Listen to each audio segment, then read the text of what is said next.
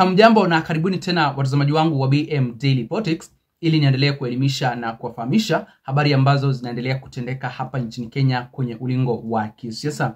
Na watazamaji, leo kukiwa na shughuli ya kuendesha by elections hapa nchini Kenya, kuna fujo na ghasia ambazo tayari zimeanza kushuhudiwa. Kuna viongozi ambao wameweza kuumizwa na sasa hivi maofisa wa polisi wanajaribu kuingia kwenye baadhi ya vituo vya kupiga kura maeneo tofauti hapa nchini Kenya ili kuhakikisha kwamba kuna hali ya utulivu na wapigaji kura wanapata muda wa amani ama hawatokumbana na fujo wakati wanaendesha ili zoezi la kupiga kura siku ya leo. Watazamaji wangu, matukio ya hizi by elections za siku ya leo ni picha kamili ya mambo ambayo yatakuwa yanatokea kwenye uchaguzi wa urais na uchaguzi mkubwa wa mwaka wa 2027. Kile ambacho kinashuhudiwa leo hii watazamaji wangu ni jambo ambalo hakuna mtu ambaye alikuwa anatarajia kwamba kitaweza kutendeka, kwa sababu inaonekana kuna goons ambao wameanza kuvuruga hizi by elections kwenye baadhi ya vituo vya kupiga kura hapa nchini Kenya sasa hivi. Sasa hivi kule kwenye eneo bunge la Kasipul kuna fujo na ghasia ambazo zimeweza kutokea, na mmoja ya wabunge wa ODM Peter Kaluma ameweza kupata majeraha baada ya vuta ni kuvute na hiyo fujo ambayo imetokea katika kile kituo cha kupiga kura ambapo alikuwa anasimamia upigaji kura wa siku ya leo. Tukirudi kule kwenye eneo la Malava watazamaji wangu, mambo huko ndio mabaya. Kuna umwagikaji wa damu ambao unaendelea kufanyika.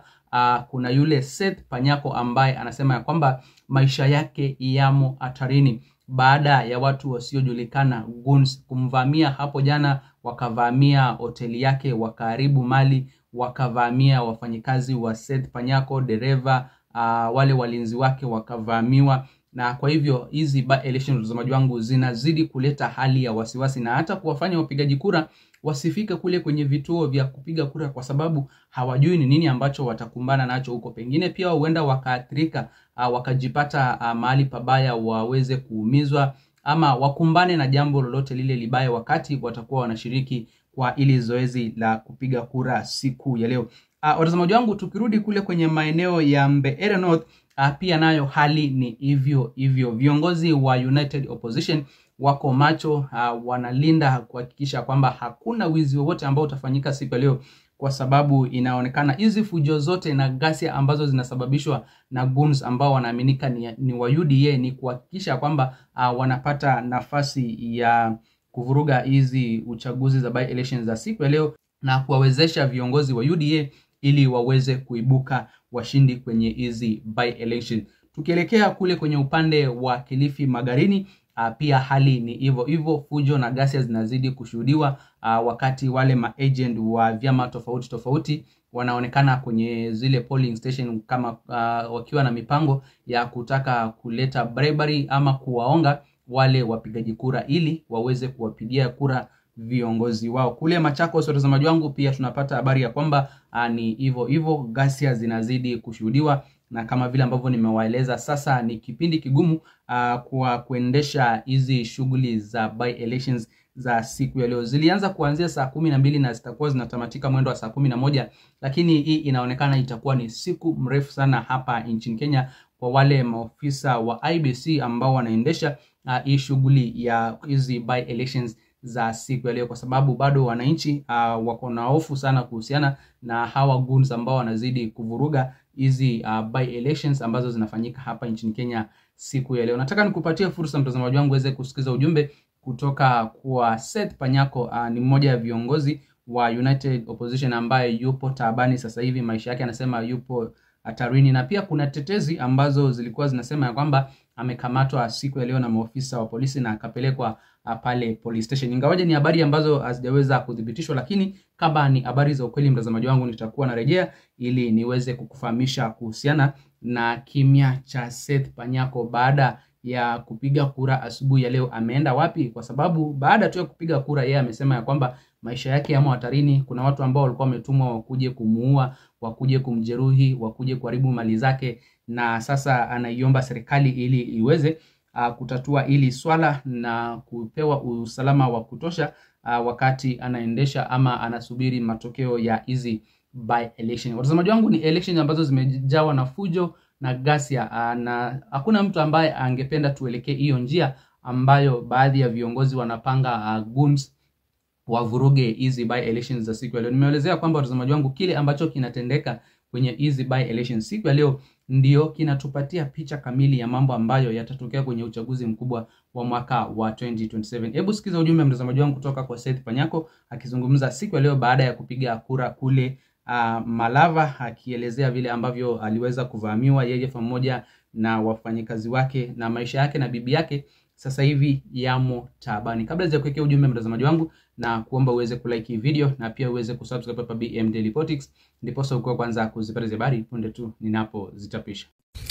The government machinery together with the criminals, it's my lawyer's case together with the criminals attacked my hotel, which was also intended to be used as a personal tallying center.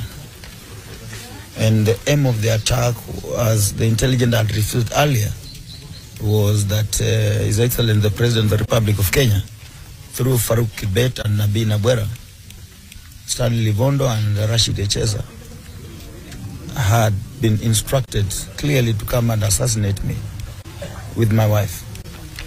Because I know the party leader told you that I was doing 52%. But according to the poll that was done yesterday, I was doing 75%. And the government candidate was doing 24%. So the only option that is there for the government candidate to win this election is to assassinate me. They have no any other means of winning this election.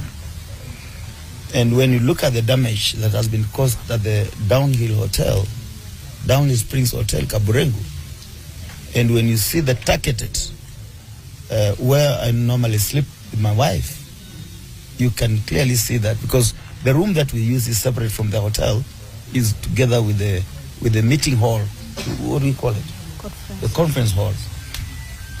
Na mtazamaji, huo ndio ujumbe ambao tunaupata kutoka kwa Seth Panyako, mmoja ya wagombea wa kiti cha ubunge pale kwenye eneo bunge la Malava, Kakamega County, na wananchi nao wanazidi kujitokeza kwa wingi ili kuendelea na ili zoezi la kupiga kura maeneo tofauti. Nimewaelezea kwamba kule maeneo ya Mbeere North nayo opposition ama chama cha DP ambacho kinaongozwa na Justin Muturi kiko pale kulinda hizo kura na kuhakikisha kwamba hakuna wizi ama mipango yote ambayo itabadilika katika hizi kura ambazo zinapigwa siku ya leo. Watazamaji wangu, nakomea hapo, lakini tena niko na swali kabla sijatamatisha. Je, kwa maoni yako wewe unaona hizi fujo na ghasia ambazo zinatokea siku ya leo zinaweza kuwa zimepangwa na nani kwa sababu gani? Kwa sababu kila kiongozi ako na uhuru wa kupigiwa kura na watu ambao wanamtaka bila kuvurugwa ama bila kutishiwa maisha yake.